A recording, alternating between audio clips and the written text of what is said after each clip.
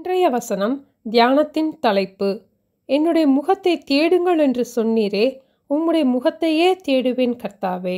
சங்கீதம் 27:8. என் முகத்தை தேடுங்கள் என்று சொன்னீரே, உம்முடைய முகத்தையே தேடுவேன் கர்த்தாவே என்று என் இருதயம் உம்மிடத்தில் சொல்லிற்று.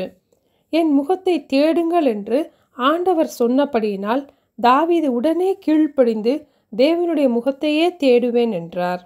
அவருடைய முகத்தை தேடுவேன் என்று முதலாவது நம்முடைய இருதயத்திலே நாம் தீர்மானம் பண்ணுவோம். என் முகத்தை தேடுங்கள் என்று ஆண்டவர் சொன்னது, நாம் ஆண்டவருடைய முகத்தை தனிப்பட்ட முறையிலே தேடி அவரோடு நாம் வைத்திருக்கும் ஐக்கியத்தை குறிக்கும். நமக்கும் தேவனுக்கும் இருக்கும் இந்த அன்பின் ஐக்கியத்தை நாம் பாதுகாத்து கொள்ள வேண்டும்.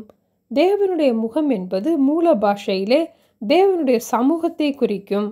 ஆகவே நாம் தினமும் தேவனுடைய முகத்தை நோக்கி பார்ப்போம்.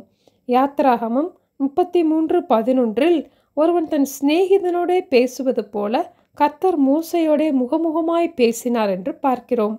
மோசையோடு தேவன் முகமுகமாய் பேசினதினால் மோசேயின் முகமும் பிரகாசித்தது. இதை மோசே அறியாதிருந்தான். மோசேயை பார்க்கும்போது இஸ்ரவேல் ஜனங்கள் மோசேயின் முகம் பிரகாசித்திருப்பதை கண்டார்கள். மன மகிழ்ச்சி முக மலர்ச்சியை தரும்.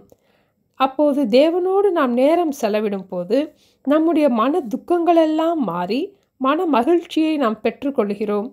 சங்கீதம் 34:5 அவர்கள் அவரை நோக்கி பார்த்து பிரகாசம் அடைந்தார்கள், அவர்கள் முகங்கள் வெட்கப்படவில்லை என்று பார்க்கிறோம். நாமும் ஆண்டவரை நோக்கி பார்க்கும்போது நம்முடைய முகமும் பிரகாசம் அடையும். நம்முடைய முகம் வெட்கப்பட்டு போவதில்லை.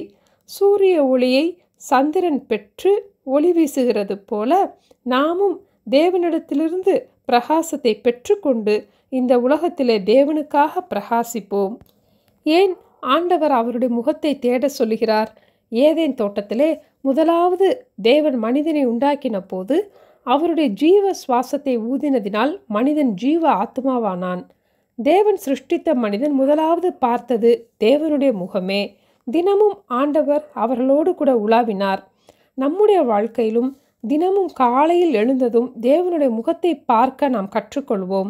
நான் விழிக்கும் போது உம்முடைய சாயலால் திருப்தியாவேன் என்று தாவீது கூறினார். ஆண்டவருடைய முகத்திலிருந்து நமக்கு கிடைக்கும் நன்மைகள் என்ன? என்னாகமம் 6:25 கர்த்தர் தம்முடைய முகத்தை உன்மேல் பிரகாசிக்க பண்ணி உன்மேல் கிருபையாய் இருக்க கடவர் என்று வாசிக்கிறோம். ஆண்டவருடைய முக பிரகாசத்திலிருந்து அவருடைய கிருபை, அதாவது தேவனுடைய பேரன்பு நமக்கு கிடைக்கிறது. என்னாகமம் 6:26 கர்த்தர் தம்முடைய முகத்தை உன்மேல் பிரசன்னமாக்கி உனக்கு சமாதானம் கட்டளையிட கடவர் என்று வாசிக்கிறோம். அவருடைய முகத்தின் பிரசன்னத்தினால் நமக்கு சமாதானத்தை கட்டளையிடுகிறார். ஆகவே என் முகத்தை தேடுங்கள் என்று சொன்ன ஆண்டவருக்கு உம்முடைய முகத்தையே தேடுவேன் என்று நாமும் பதில் சொல்லுவோம். ஆண்டவரை நோக்கி பார்க்கும் போது நம்முடைய முகமும் மோசேயின் முகத்தை போல பிரகாசிக்கும். தேவனுடைய பேரன்பு நமக்கு உண்டு. தேவ சமாதானத்தையும் நமக்கு கட்டளையிடுவார். ஆகவே ஒவ்வொரு நாளும் நாம் ஆண்டவருடைய முகத்தை தேடுவதிலே கவனமாக இருப்போம். ஜெபிப்போமா? என் முகத்தை தேடுங்கள் என்று சொன்ன அன்பின் ஆண்டவரே, உங்க முகத்தையே தேடுவோம் என்று நாங்கள் தீர்மானம் பண்ணுகிறோம் அப்பா.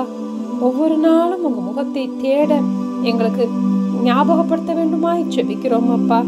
ஆண்டவரே, உங்களை நாங்கள் தேடும் போது எங்களுடைய மன கலக்கங்களை எல்லாம் நீக்கி மன மகிழ்ச்சியை தந்து எங்களுடைய முகத்திலே உங்க முகத்தின் ஒளியை பிரகாசிக்க செய்வதற்காக ஸ்தோத்திரம் அப்பா. நாங்கள் ஆண்டவரே ஒவ்வொரு நாளும் அப்பா உங்க கிருபையை பெற்றுக்கொள்ள, உங்க சமாதானத்தை பெற்றுக்கொள்வதற்கு உங்களுடைய முகத்தை கருத்தாய் தேட எங்களுக்கு உதவி செய்ய வேண்டுமாய் இயேசுவின் நாமத்தில் ஜெபிக்கிறோம் பிதாவே. ஆமென். Thank you. Have a blessed day.